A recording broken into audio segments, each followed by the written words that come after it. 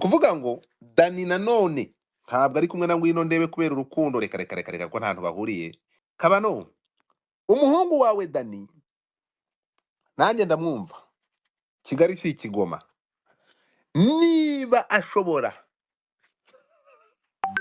aya masaha kwisanzura mu mitungo ya Sabe, imodoka Sabe yaguriye Ngwino Ndebe, aya masaha umwana akaba ari kuyitemberamo nta mutima mubi. Yewe Dani ndakumva, Dani ndakubwiza ukuri, buriya gutungwa n'igitsina cyawe nta kintu bitwaye, ariko ibintu byo kumurongorera muri studio bakabasanga mutafunze n'umuryango nibyo bibi, urumva. Ikindi cya kabiri, reka gusahura urugo reka gusahura uru rugo, ibi bintu nakasamutwe, urukumva. Mu kanya ndaje, dore inkuru nkaba umuntu. So mu nkuru zigomba kurangira ni uko ubu tuvugana hariho abantu bababaye, birababaje cyane. Namubajije ngo kuki utafashe akavideo, wasanze ari hagati ya Dani nanone na Ngwino Ndebe, ninde wari uri hejuru y'undi? Ati Godifa, nakubiswe n'inkuba mbura ahantu ndebesha amaso, mfata envelope ntavuze, Ngwino Ndebe arandeba, Ngwino Ndebe arandeba asesa urumeza, urumva, abura ahantu akwirwa. Godifa ndagenda gake ngo Ngwino Ndebe ni Nyiratsibura wagarutse, urumva. Uko icyo ni ikindi kintu rero uvanzemo, Urumva anagamo akandi ntabwo kantu ucanzemo Ngwino akandi Ndebe kantu gakaze. buriya ngo Ngwino Ndebe ni Nyiratsibura wagarutse, urumva. Erega ni Biriya umunyarwandakazi, bavuga ngo it's Nyiratsibura yanyaye obvious. ikivu, urumva. Ndi shamani kukubwira umuntu yarambwiye ati njyewe, urukumva, Mm. ninjiye muri studio nkandagiye, ndavuga ariko se ko ndi muri etage nkandagiye muri Nyabarongo nte? Uwo muntu nawe akina mu runana Urumva, ngo agiye kuzamura amaso abona cyangwa akina abona muri ninde y'u Burundi. uretse gato ngo agiye kureba ku meza yariho laptop, ngo abona ngo hari isoko ya Nili, urumva. Umva, Niko kuri, ntabwo ngiye mbabeshya, ntabwo ngenzi kuri inkuru uwo zibeshya, muntu arakabya ntabwo akabya, urumva.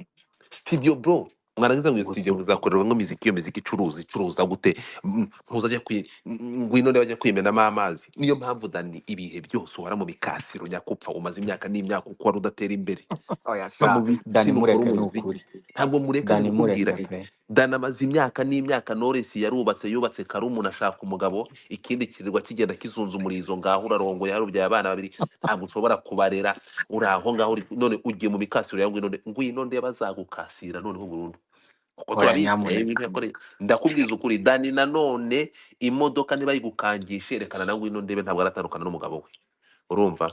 Dani uri umuhanzi dukunda, uyu mwaka utangire ufite umurongo w'ubuzima, wite ku bana bawe, dore amaze kuba umupapa, ufite abana babiri, ufite Ngwino Ndebe niwe uri kurongora Dani. ngo nyumva Niko kuri, ndaguhereza impamvu, ndaguhereza ingero zifatika, urimo kumva. Ndaguha ingero, ndaguhereza fact, sibyo? Ngwino Ndebe yasanze bafatira muri studio Gikondo, ni Ngwino Ndebe wari wasanzeyo Dani. Tugende gake. Kabiri, Ngwino Ndebe yafashe imodoka yaguriwe na Sabe ayihereza Dani, iyo bagiye kubyina impanga ye ijya kumufata ahantu tuyirebero. Hano haruguru irebero niho Ngwino Ndebe asigaye aba, niho mukuru ya mpanga ijya kumufata ikamuha lift. Imodoka yaguriwe na Sabe yayihaye Dani nanone kugera ku mavuta. Ahantu nkubwira ko Dani nani Ngwino Ndebe ari urongora Dani. Ngwino Ndebe umukozi wa Dani, ikintu kibabaje n'ikintu gitumye mvuga bino bintu Dani, ndashaka kubyumva. Wakoze ubugoryi kugeza aho umukozi agonzwe. Nuvuga ngo Ngwino Ndebe yagiye kwa Dani, navuga sheri, umunsi amasahani azaguma mwibase.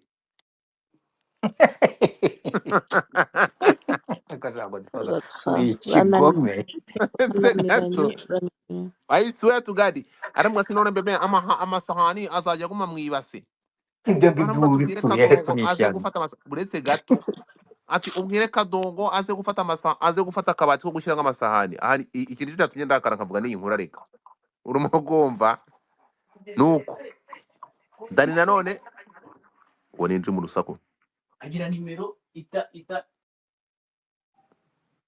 Kandi avuye muri Amerika. Uyu mu professionnel wa danger.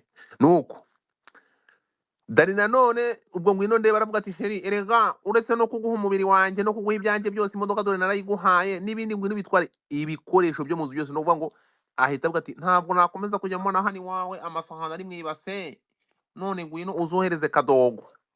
Umukozi wa Dani afata igare ajya kuzana akabati kwa ngwino ndebe ko gushyiramo nyine ko gushyiramo ibikoresho. Urimo kunyumva?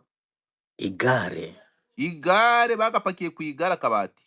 Ntumbaze ngo kanganaga gati. Umwana ari kuva kuzana ku kabati imodoka iramugonga bro. Umwana Oh. ajya mu bitaro.